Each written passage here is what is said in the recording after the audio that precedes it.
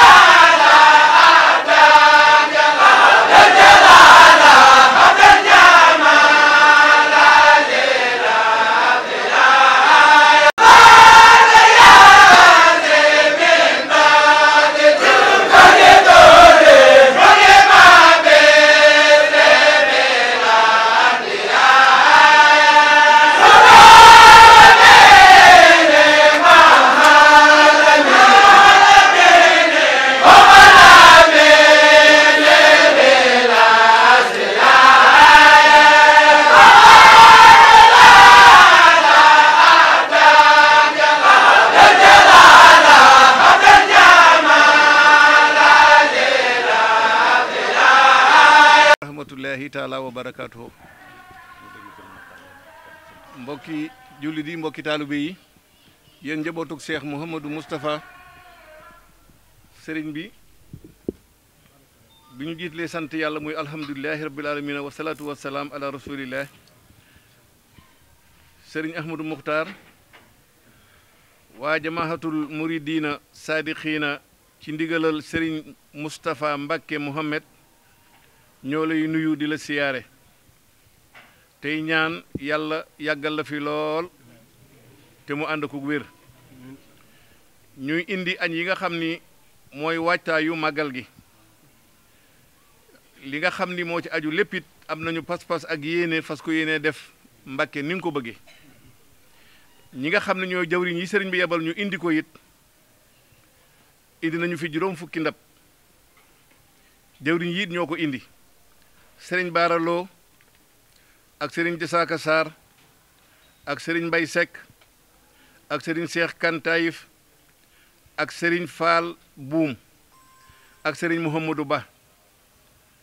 ñi ngi lay nuyu bu baax di la siyaare di sant yàlla bu baax ci ànd gi nga xam ne bokk na njabootuk Cheikh Mouhamadou Moustapha